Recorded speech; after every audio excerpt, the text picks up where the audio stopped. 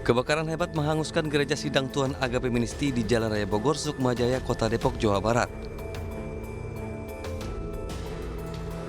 Banyaknya material yang mudah terbakar membuat api dengan cepat melalap seluruh isi gereja, termasuk seluruh peralatan ibadah dan alat musik gereja. Api diduga berasal dari dapur yang ada di dalam gereja. Api baru dapat dipadamkan setelah pihak pemadam kebakaran Kota Depok mengerahkan 6 unit mobil pemadam kebakaran dengan 30 personil. Sementara salah satu petugas Dinas Pemadam Kebakaran UPT Cimanggis Kota Depok, Sandi Buta-Butar, menyampaikan permohonan maaf kepada pihak gereja lantaran adanya kendala akibat dari kerusakan pada sejumlah alat operasional pemadam kebakaran Kota Depok. Untuk pejabat, bukan saya masih cemong. Buktinya ke masyarakat, satu gereja habis. Pak, untuk masyarakat Kristen yang di Depok, saya mohon maaf. Teman-teman saya yang Muslim madamin, saya juga ikut madamin, Pak. Itu buktinya, mobil unit ini warga nilai. Pak, nilai Pak, warga tadi saksinya. Ada saksi juga wartawan, Pak, di lihat. Karena mobil 1000 masih perawatan gak bisa dipakai, Pak. Mobil unit 8000 sekarang lagi diusahakan anak-anak untuk isi air karena nggak bisa nyedot. Tidak ada korban jiwa maupun luka dalam peristiwa kebakaran ini, namun warga sekitar kehilangan tempat ibadah satu-satunya. Penyebab pasti kebakaran masih dalam penyelidikan pihak kepolisian. Dari Depok, Jawa Barat, Iyung Rizky Ainus melaporkan.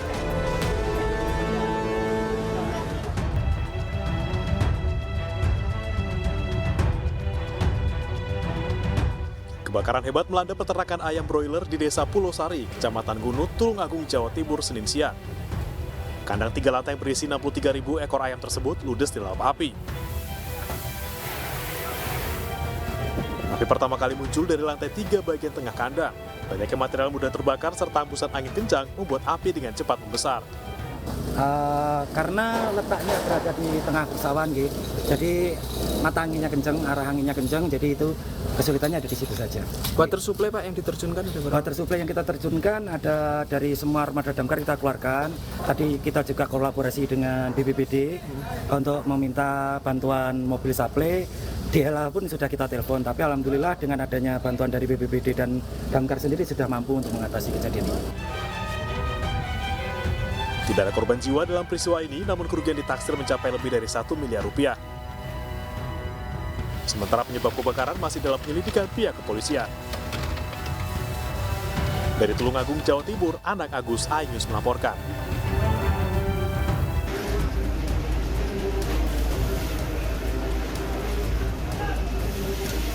Api dengan cepat membakar seluruh isi dan ruang kelas SDN 01 Pondok Bambu Durensawit, Jakarta Timur, Selasa siang.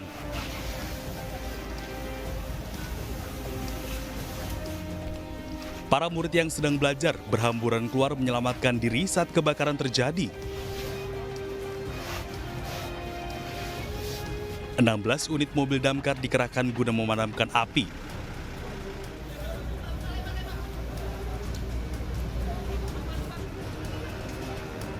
Satu jam kemudian, api berhasil dilokalisir.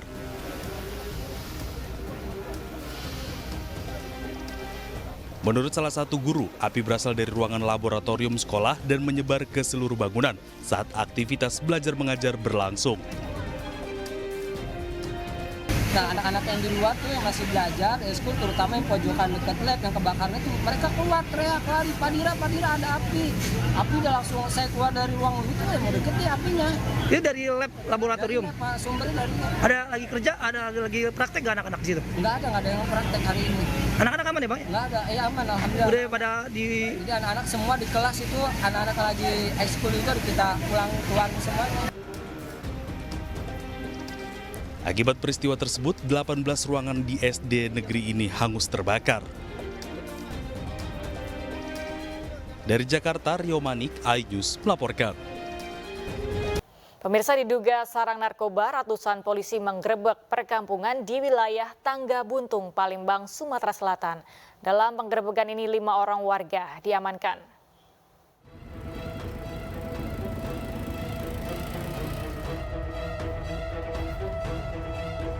Tim Ditres Narkoba dibantu personel Brimopolda Sulsel menggerebek beberapa rumah warga di Kelurahan 36 Ilir, Kecamatan Gandus, Palembang. Polisi masuk ke lorong-lorong dan menyisir sejumlah rumah warga yang disinyalir sebagai sarang dan tempat untuk mengkonsumsi narkoba. Saat digerebek, petugas mendapati rumah target kosong dan hanya menemukan banyak bungkus plastik klip narkoba dan bekas alat isap narkoba. Dari penggerebekan ini, 5 orang diamankan dari 3 lokasi berbeda karena ditemukan narkoba di dalam rumah. Tadi banyak tempat-tempat temukan bungkus-bungkus plastik di depan rumah, diselimuti pagar-pagar. Ada juga penggerebekan. Kita ada beberapa mengamankan untuk dilakukan testing karena ada yang kedapatan pirek maupun paket pahe. 5 pelaku diamankan ke Mapolres untuk pemeriksaan lebih lanjut. Dari Palembang, Sumatera Selatan, Guntur, iNews melaporkan. 3 penumpang sepeda motor terjun ke sungai di Bangkalan, Jawa Timur. Diduga pengendara motor berkendara sambil bercanda sehingga hilang kendali.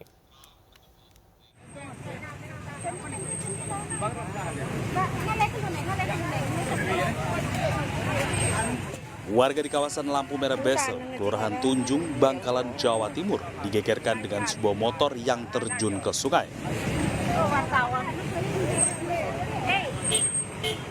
Secara swadaya, warga menyelamatkan para korban dengan alat seadanya. Diketahui kecelakaan tunggal ini terjadi saat 2 orang perempuan dan seorang anak laki-laki berkendara dari arah timur. Diduga karena berkendara sambil bercanda, pengendara kehilangan kendali dan melaju menerobos pembatas hingga akhirnya terjun ke sungai. Dari timur banget. Terus tidak ada, saya ngeliat itu, loh apa kok terbang? Tahu-tahu dilihat sepeda motor sama cewek. Isi berapa penumpangnya? Gitu. Ya udah gitu ya. Isi berapa Pak? 3 orang. 3 orang, cewek 2, adik 1 umur sekitar SD. Tapi selamat semua, udah pulang. Usai menangani ketiga korban, polisi dan warga pun berusaha mengevakuasi motor korban. Sepeda motor korban pun dibawa ke kantor Mapolsek. Insiden laka tunggal kini ditangani Polsek Burneh, Bangkalan.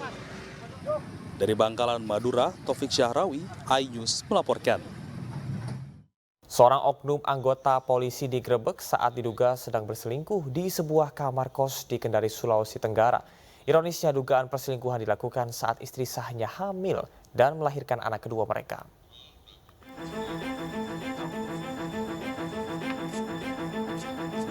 Seorang oknum anggota polisi yang bertugas di Satlantas Polresta Kendari digerebek unit Paminal Propam Polresta Kendari. Ia ketahuan berada di dalam sebuah kamar kos bersama wanita yang bukan istrinya. Ironisnya, dugaan perselingkuhan ini dilakukan saat istri sah pelaku sedang hamil dan melahirkan anak kedua mereka. Peristiwa ini terjadi pada Agustus 2023 lalu dan baru viral di media sosial belakangan ini. Pelaku pun telah menjalani hukuman pidana umum penjara selama 2 bulan.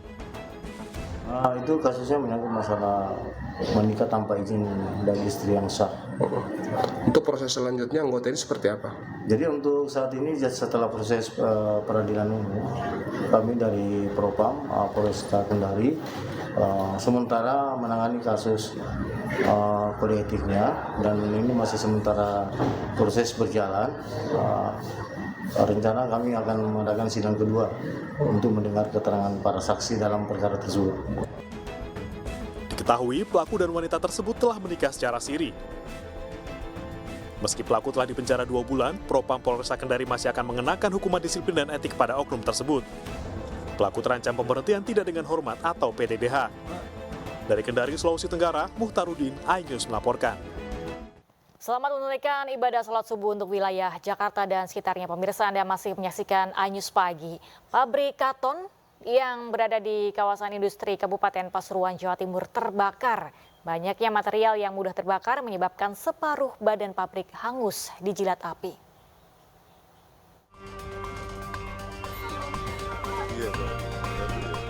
Hingga Selasa pagi, si jago merah masih membakar pabrik karton di lingkungan Bareng, Desa Sumberjo, Kecamatan Pandaan, Kabupaten Pasuruan, Jawa Timur. Banyaknya material yang mudah terbakar menyebabkan api sulit dijinakkan. Petugas pemadam kebakaran yang mendatangi lokasi kejadian berjibaku menjinakkan api yang telah meluluh lantakkan pabrik tersebut.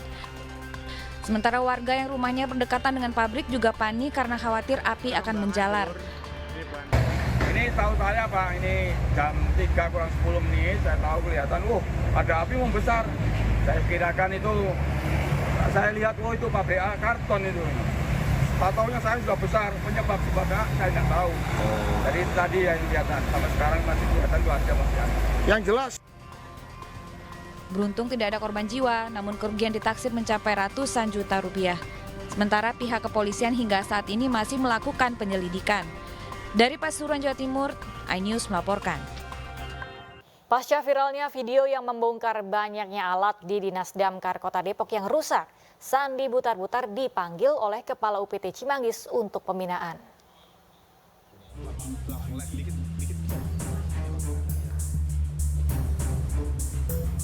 Sandi, petugas damkar yang viral karena aksinya menampilkan sejumlah alat yang rusak di dinas tempatnya bernaung, hadir memenuhi panggilan Kepala UPT Cimanggis. Sandi mengungkapkan bahwa panggilan tersebut dilakukan oleh Kepala UPT merupakan formalitas lantaran Kepala UPT Cimanggis baru menjabat dan tidak mengetahui permasalahan yang terjadi. Sandi menjelaskan bahwa sebenarnya ada 3 temannya yang merekam aksinya ikut dipanggil. Namun ia melarang rekannya datang karena merasa mereka tidak bersalah. Saya hanya disuruh ngisi absen dan dia melakukan formalitas karena disuruh Kepala Bidang Operasional dan Sarpras dan juga Kepala Dinas dan juga Kepala BKSDM. Tadi dari absennya itu nama teman-teman saya coret, saya pesan kepada Kepala UPT untuk limpahkan kesalahan kepada saya.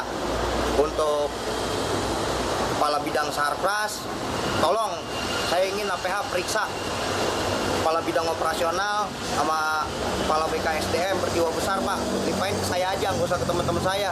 Maaf sekali, setiap ada telepon di UPT kami dan di UPT-UPT lainnya mengenai pohon tumbang, bukan kami tidak mau mengerjakan, tapi sensor kami rusak.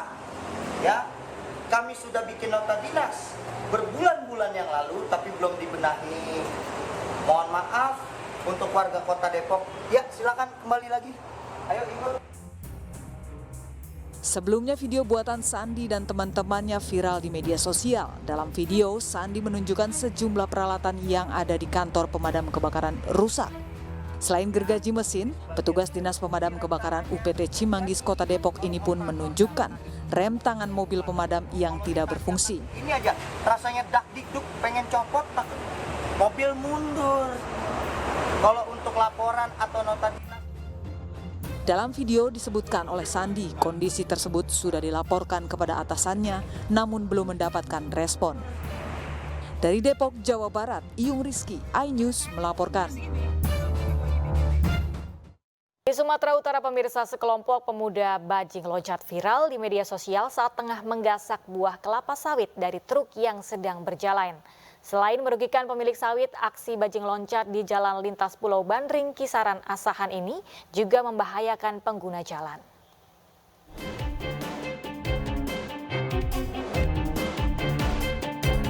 Inilah aksi sekelompok pemuda bajing loncat saat mencuri kelapa sawit dari satu unit truk yang tengah melintas di jalan lintas Pulau Bandring, Asahan, Sumatera Utara.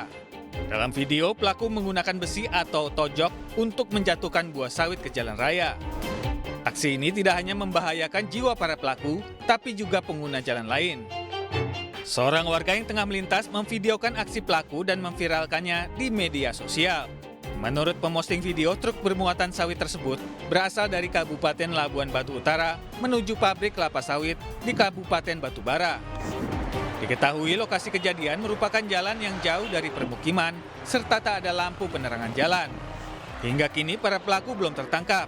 Warga pun meminta petugas untuk gencar melakukan patroli, terutama di daerah rawan terjadinya tindak kejahatan. Dari Asahan, Sumatera Utara, Ulil Amri, iNews melaporkan.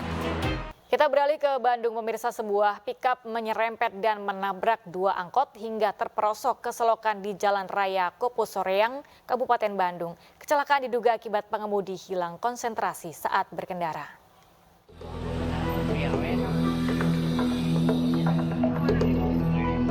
Warga di sekitar Jalan Raya Kopo Soreang, Kecamatan Ketapang, Kabupaten Bandung dikejutkan dengan sebuah mobil pickup yang terperosok ke selokan usai terlibat kecelakaan lalu lintas dengan 2 unit angkutan kota. Warga pun ramai-ramai berjibaku mengevakuasi mobil. Insiden berawal saat mobil pickup melaju dari arah kota Bandung menuju Soreang dengan kecepatan tinggi. Tiba di lokasi kejadian diduga sopir hilang kendali sehingga oleng ke jalur berlawanan. Mobil pun menyerempet 2 angkutan kota hingga terperosok ke dalam selokan. Akibat peristiwa ini, seorang wanita lansia pengguna angkot alami luka ringan dibawa ke klinik terdekat. Sementara arus lalu lintas sempat mengalami kemacetan panjang. Pengemudi kendaraan pickup kurang konsentrasi, tidak bisa menguasai kendaraannya sehingga oleng ke kanan sehingga bertabrakan dengan angkot pertama. Setelah itu bertabrakan juga angkot kedua. Ketika sopir dan kendaraan terlibat kecelakaan diamankan polisi. Kasus ini dalam penanganan petugas Gakum Satlantas Polresta Bandung. Dari Kabupaten Bandung, Jawa Barat, Iwan Pangestu, Ainus melaporkan.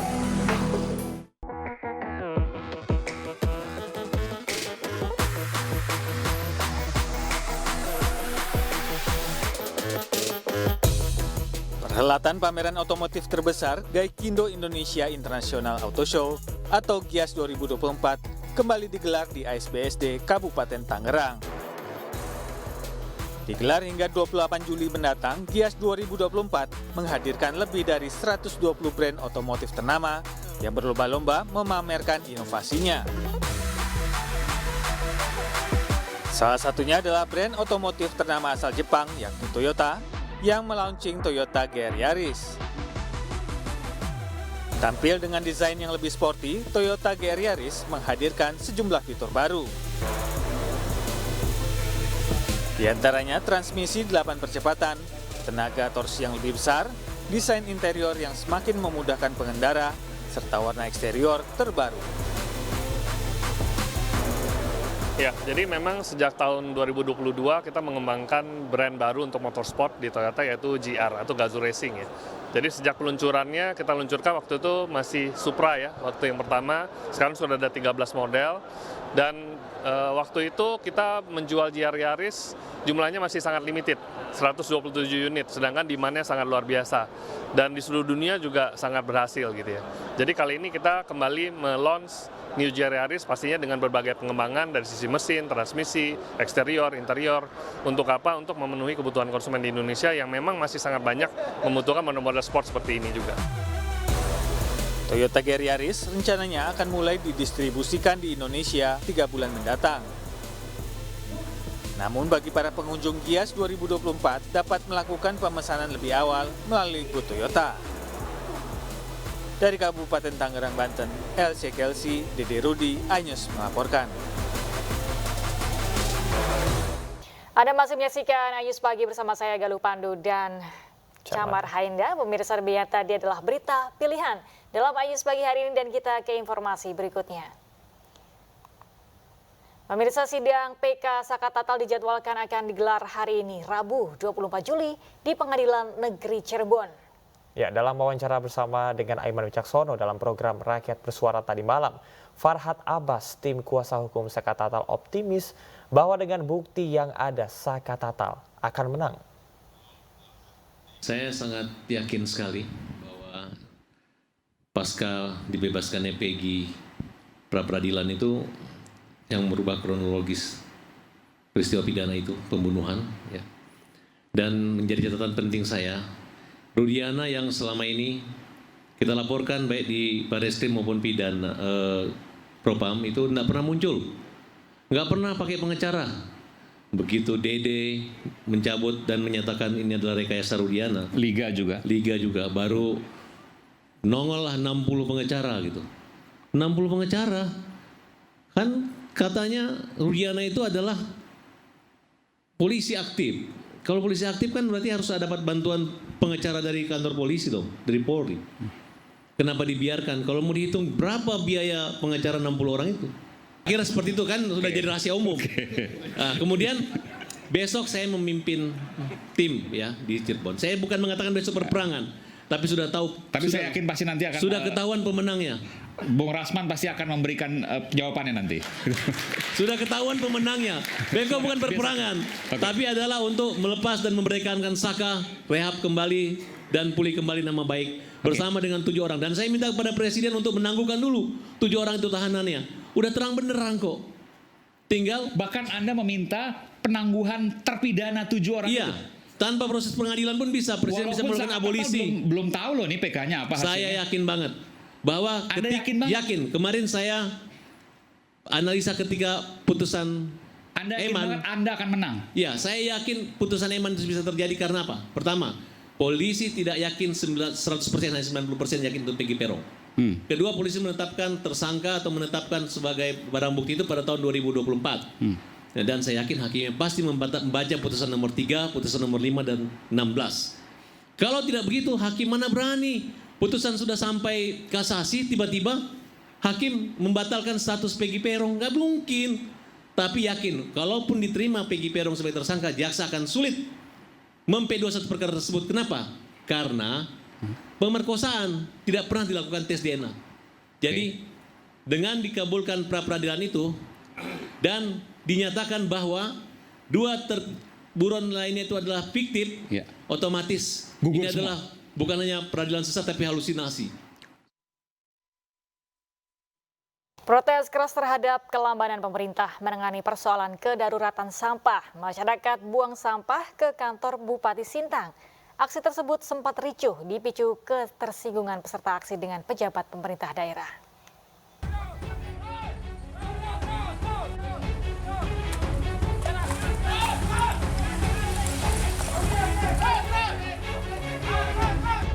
Masyarakat Kabupaten Sintang melakukan aksi protes dengan cara mengangkut tumpukan sampah dari berbagai lokasi ke kantor Bupati dan kantor DPRD Kabupaten Sintang. Aksi ini sebagai bentuk protes keras terhadap penanganan sampah oleh pemerintah daerah yang selama ini dianggap tidak memadai dan terkesan dibiarkan tanpa solusi yang efektif. Masyarakat menuntut agar pemerintah daerah segera mengambil langkah konkret untuk menyelesaikan masalah sampah yang telah menjadi kedaruratan di Kota Sintang. Mereka berharap aksi ini dapat mendorong pihak berwenang untuk lebih serius dalam menangani persoalan kebersihan kota. Aksi ini diwarnai kericuhan antara massa dengan pejabat pemerintah daerah. Kericuhan bermula ketika sejumlah peserta aksi merasa tersinggung dengan sikap yang ditunjukkan oleh pejabat Pemda Sintang yang menerima peserta aksi. Para peserta menganggap bahwa sikap pejabat Pemda tersebut yang menunjukkan tangannya ke arah peserta aksi protes diduga marah dan sebagai bentuk penghinaan terhadap tuntutan mereka. Sementara itu, menanggapi soal aksi pembuangan sampah oleh masyarakat itu, dari pemerintah daerah Kabupaten Sintang akan segera mencari solusi terbaik terkait dengan pengentasan permasalahan sampah tersebut. Sekarang sampah itu menumpuk, baik dari arah Kelam, dari arah Pino, dari Sungai Durian dan lain-lain, semuanya menumpuk. Jadi sama sekali belum ada solusi dari pemerintah. Nah, bentuk hari ini kami lakukan pembuangan sampah ke kantor Bupati ini sebagai bentuk protes kami terhadap pemerintah daerah kabupaten supaya sampah yang ada di Kabupaten Sintang ini segera ditangani dengan cepat. Pemerintah daerah Kabupaten Sintang akan mencari solusi. Kemarin memang ada kerusakan untuk alat yang di TPA. Kita juga sudah merencanakan untuk pembelian alat baru untuk dinas kebersihan. Intinya kita akan carikan solusi yang terbaik. Dengan aksi ini, masyarakat berharap agar Kota Sintang kembali bersih dan nyaman untuk ditinggali, serta menunjukkan perlunya kolaborasi antara pemerintah dan masyarakat dalam menjaga kebersihan lingkungan. Dari Sintang, Kalimantan Barat, Trianto Ainis melaporkan. Kejaksaan Republik Indonesia Jakarta Selatan menyita 88 tas mewah dari Sandra Dewi, istri dari tersangka kasus korupsi PT Timah. Namun Sandra Dewi mengaku 88 tas branded yang disita merupakan hasil jeripayahnya sendiri.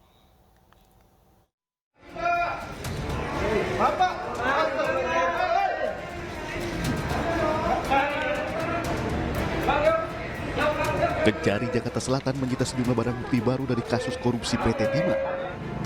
Namun, barang bukti yang disita oleh petugas merupakan tas mewah milik istri HV Muiz, tersangka yang kini tengah diperdebatkan. Sebanyak 88 unit, ada perhiasan sejumlah 141 buah, uang mata uang asing USD 400.000 USD. Kemudian uang bentuk rupiah 13 miliar 581 juta 13.347 rupiah. Dan yang ketujuh, logam mulia. Tas-tas juga, tas-tas kalau saya nggak salah ada 88 tas branded. tas branded itu hasil yang didapat dari hasil keringat Ibu SD ya, yang telah diklarifikasi oleh penyidik bahasanya itu memang benar didapat dari hasil endorse ya, kerja dari Ibu SD, tapi disita juga. Nah, nanti kita buktikan sama-sama di pengadilan apakah itu terlibat terkait dengan perbuatan HM atau tidak. Selain tas, uang tunai dan logam mulia, petugas kejaksaan juga menyita sejumlah lahan bangunan dan mobil mewah milik tersangka Harvey Muiz.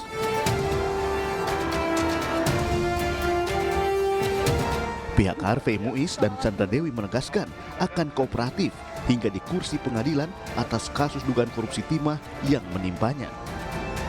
Dari Jakarta, Jen Cahyani, Damar Wijaksono, iNews melaporkan. Di Sukabumi, Jawa Barat, pemirsa, sejumlah siswa harus bertaruh nyawa agar bisa bersekolah. Para siswa harus menyeberangi sungai menggunakan jembatan gantung yang rusak parah usai diterjang luapan Sungai Cikaso beberapa waktu lalu.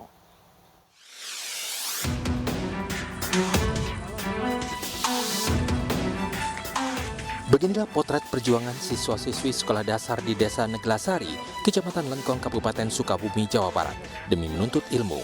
Setiap hari mereka harus menantang maut menyeberangi Sungai Cikaso dengan bergelantungan di atas tali seling dan plat besi jembatan yang sudah miring.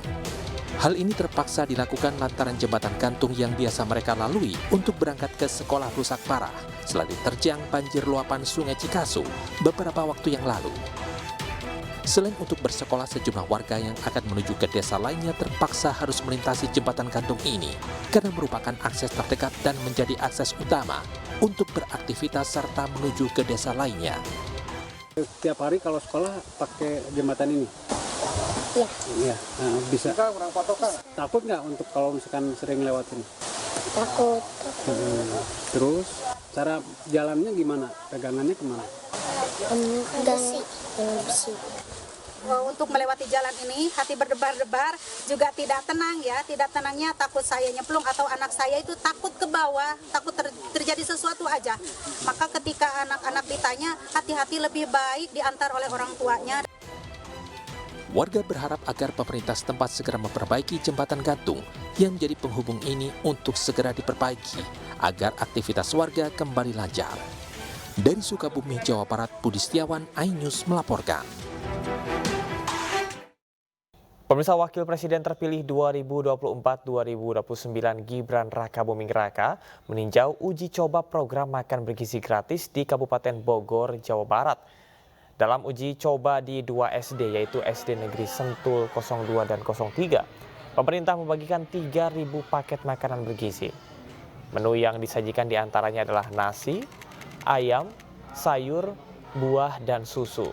Satu paket makan bergizi seharga Rp14.900. Hal ini menampik spekulasi masyarakat bahwa satu paket makan bergizi hanya Rp7.500.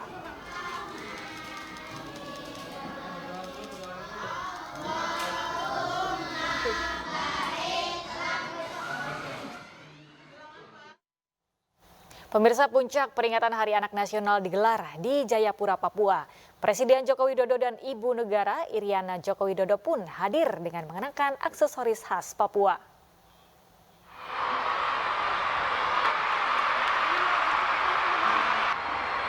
Presiden Joko Widodo dan Ibu Negara Iriana Joko Widodo tiba di Istora Papua Bangkit, Kota Jayapura pada Selasa pagi.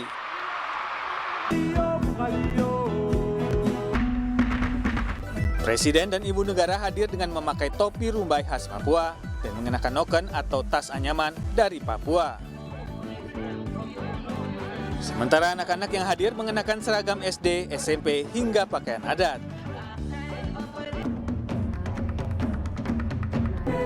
Beragam atraksi pun ditampilkan untuk membangkitkan semangat anak-anak agar terus giat belajar. Siap gerak kepada Bapak Presiden. Hormat gerak. Peringatan Hari Anak ke-40 dengan tema Anak Terlindungi, Indonesia Maju dilaksanakan di Papua.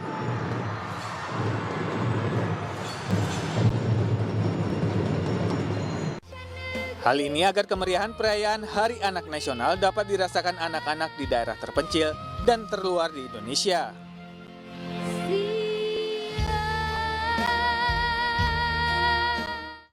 Sementara itu pada puncak Hari Anak Nasional 2024, TNI Angkatan Laut melalui Lembaga Kedokteran Gigi RE Marta Dinata bersama dengan organisasi istri prajurit TNI Al-Jala Senastri menggelar serangkaian kegiatan di Jakarta.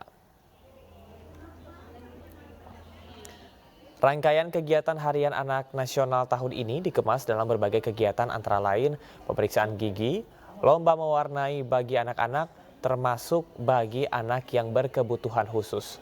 Anak-anak tampak senang saat berinteraksi dengan para istri prajurit TNI AL. Tidak hanya itu, dalam acara ini juga dilaksanakan pemberian makanan bergizi bersama 225 anak SD dari sekolah dasar di sekitar Pejompongan. Kegiatan ini merupakan wujud kepedulian dan perhatian dari unsur pimpinan keluarga besar TNI AL untuk generasi muda yang unggul. Bahwa kita dari Ladogi bekerja sama dengan Jala Senastri, kita ditugasi untuk melaksanakan beberapa kegiatan. Di antara adalah seperti yang kita lihat pada saat ini, yaitu pemberian makanan bergizi bagi anak-anak. Karena memang anak-anak kan generasi penerus kita, diharapkan ke depan anak-anak ini akan menjadikan negara kita negara yang maju, negara yang cemerlang, ya. Tentunya diawali. Sejumlah selebritas tanah air bakal meramaikan panggung politik pemilihan Bupati dan Wakil Bupati Bandung Barat. 3 selebritas dipastikan akan bertarung memperebutkan suara pemilih di Bandung Barat.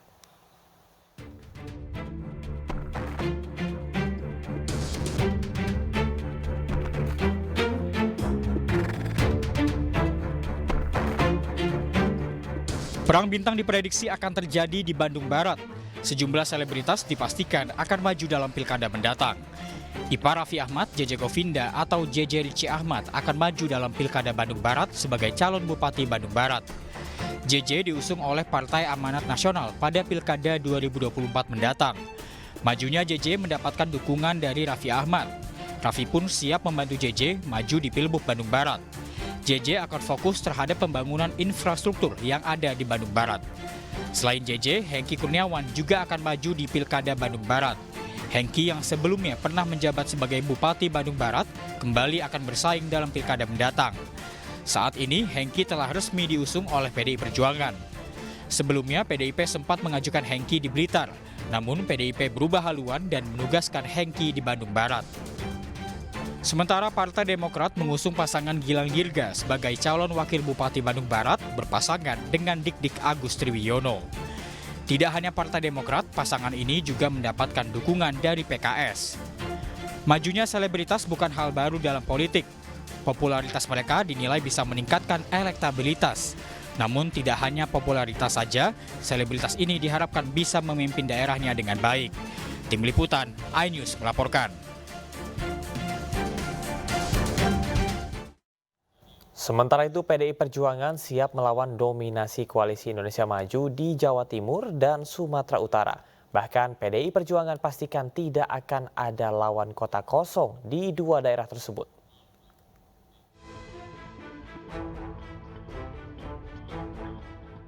Di Jawa Timur, duet Kofifa Indar Parawansa dan Emil Dardak telah mengantongi 8 dukungan partai. Duet ini seakan tanpa lawan di Jawa Timur. Isu melawan kota kosong pun mencuat lantaran hingga kini belum ada calon lain yang akan maju melawan dominasi Kofifa Emil Dardak. Sementara di Sumatera Selatan, menantu Presiden Jokowi didukung oleh 7 partai. Ke-7 partai ini sebagian besar adalah anggota Koalisi Indonesia Maju. Hingga kini belum ada nama kuat lain yang dipastikan melawan Bobi. Namun PDI Perjuangan tak gentar. Partai berlambang banteng ini siap melawan dominasi di 2 daerah tersebut. Bahkan PDIP telah menyiapkan kadernya sendiri guna mencegah lawan kota kosong di pilkada mendatang. PD Perjuangan di Sumatera Utara bisa mencalonkan sendiri.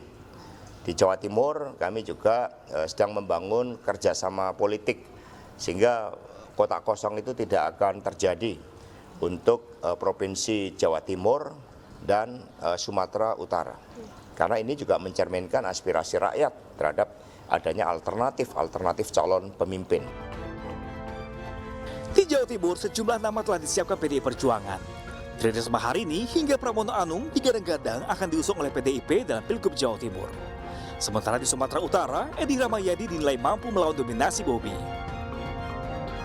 Tim Liputan iNews melaporkan.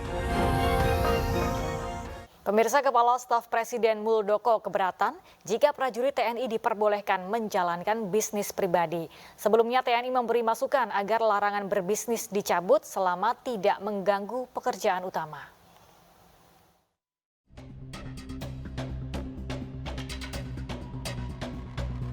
Kepala Staf TNI Angkatan Darat Jenderal TNI Maruli Simanjuntak menyambut baik usulan untuk membolehkan prajurit TNI menjalankan bisnis pribadi asalkan tidak mengganggu tugas utama TNI. Selama dia tidak mengganggu kerjaan, tidak mengganggu orang lain, ya kan?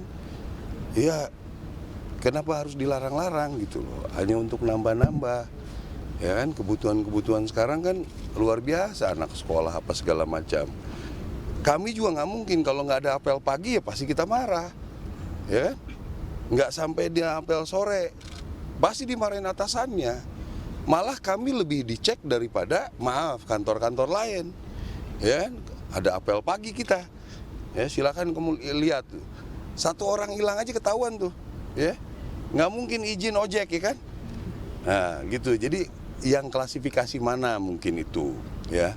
Nanti kita diinikan lagi lah, mungkin kalau bisa hal-hal yang seperti ini dibolehkan gitu. Ini dibolehkan. Karena mungkin Mas sering ketemu nggak yang anggota saya suka ojek? Nggak pernah ketemu kan? Ketemu anggota saya banyak loh yang ojek online untuk nambah-nambah, terus mau dilarang. Ya udahlah, yang penting hadir kerja baik. 2-3 jam ngojek kan lumayan, ya kan? Saya kalau sempat ngojek juga karena pulangnya malam terus. Nggak sempat juga gitu, ya. Sementara itu, Kepala Staf Presiden Muldoko keberatan jika prajurit TNI dibolehkan berbisnis lagi, sebab TNI harus profesional. Maksudnya TNI bisa berbisnis itu seperti apa? Ya kan? Kalau dulu TNI memiliki yayasan, akhirnya lembaga-lembaga yayasan yang cenderung digunakan untuk alat bisnis sudah tidak ada lagi di TNI. Saya secara pribadi tidak setuju TNI boleh bisnis. Nanti gimana urusan kerjaannya? TNI profesional, jangan bergeser dari itu. Sebelumnya usulan TNI boleh berbisnis muncul melalui surat dari Panglima TNI Jenderal Agus Subianto kepada Menko Polhukam Hadi Cahyanto. TNI memberi masukan agar larangan berbisnis yang dimuat dalam pasal 39 huruf C Undang-Undang TNI dicabut. Bisnis yang dimaksud diantaranya berdagang, membuka warung kelontong, dan berbagai kegiatan usaha lainnya. Dari Jakarta, Tim Liputan iNews melaporkan.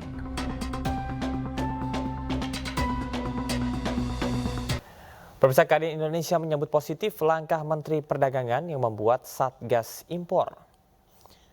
Kadin Indonesia mengungkapkan kehadiran Satgas Pengawasan Barang Tertentu yang diberlakukan tata niaga impor melindungi UMKM dan perekonomian nasional dari bahaya impor ilegal. Menurut Ketua Umum Kadin Indonesia Arsyad Rashid, impor ilegal membahayakan perekonomian nasional, baik perusahaan besar maupun UMKM. Pembentukan Satgas ini ditetapkan oleh Keputusan Menteri Perdagangan Nomor 932 Tahun 2024 dan mulai aktif bekerja hari ini.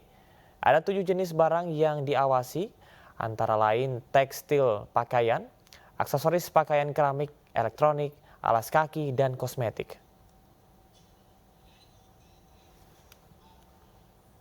Di mana kami menjabatani antara suara ALB kepada Menteri Perdagangan itu Pak Zulkifli Hasan, dan hasilnya adalah Kemendak nomor 934/2024 yang telah dikeluarkan, yang dimana Kadin menjadi bagian dari Satgas Pengawasan Barang Tertentu, tapi bukan Kadin saja, ini kita bicara Kadin on behalf of semua asosiasi yang ada, khususnya asosiasi yang terkait. Pemirsa, lanjutan Liga Futsal Profesional 2024 kembali digelar di Gor Nambu, Kota Tangerang, Banten.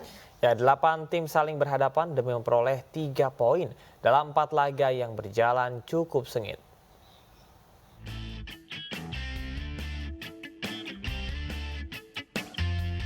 Kinantan FC melawan Sadakata FC tampil pada laga perdana lanjutan Liga Futsal Profesional 2024 di Gor Nambu, Kota Tangerang, Banten. Kedua tim papan bawah ini bertarung cukup sengit untuk mendapatkan 3 poin demi menghindari status sebagai juru kunci. Namun Dewi Fortuna masih berpihak kepada Sadakata FC yang mampu menang dengan skor 3-5. Pada laga kedua, tim juru kunci Giga FC kembali menelan kekalahan melawan tim papan tengah Halus FC. Halus FC mendominasi jalannya laga sehingga membuat Giga FC harus bertekuk lutut dengan skor 2-5. Di pertandingan ketiga, giliran tim papan atas Kancil WHW yang harus melayani perlawanan tim papan tengah Cosmo JNE.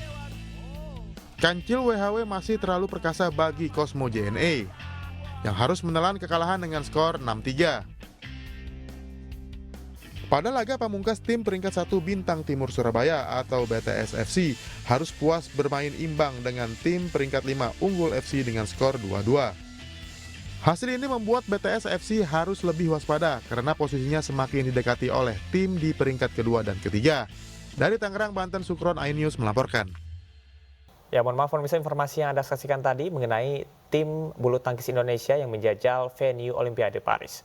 Dan kita akan ke informasi selanjutnya, ajang balap motor trail yang memperebutkan gelar juara nasional dari kelas motocross dan grass track digelar di Kota Banjar, Jawa Barat. Ajang tersebut diikuti ratusan pembalap motor trail dari dalam dan luar negeri dan akan digelar pada Juli-Oktober 2024 di 3 kota.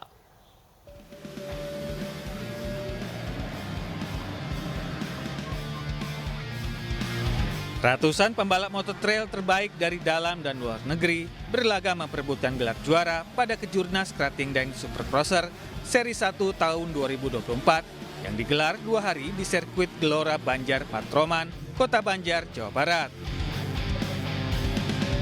Ajang bergengsi dari beberapa series perlombaan balap motor trail ini memperebutkan gelar juara nasional dari kelas motocross dan grass track. Para pembalap motor trail nasional dan internasional bersaing ketat di sirkuit Kering Tandus, memperebutkan tiket wildcard untuk mengikuti kejuaraan MXGP 2025. Keseruan tidak hanya saat kelas MX2 berlangsung, tapi juga di kelas MX1. Persaingan pembalap-pembalap top Indonesia ada di kelas ini.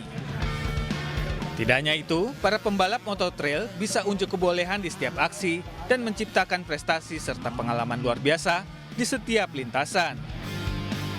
Adanya ajang balap ini diharapkan bisa menumbuhkan pembalap muda yang berbakat serta profesional hingga bisa tampil di kancah internasional.